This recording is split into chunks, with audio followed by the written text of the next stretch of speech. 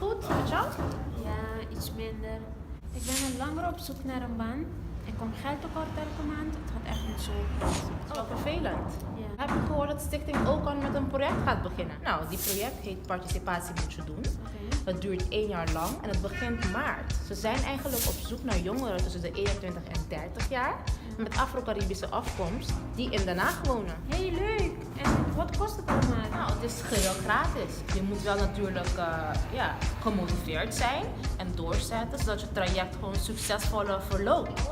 En ook je talenten laten ontdekken. Hé, ik ben er klaar voor. Gaan we? Oké. Kies voor jou. Kies voor een betere toekomst. Meld er nu aan.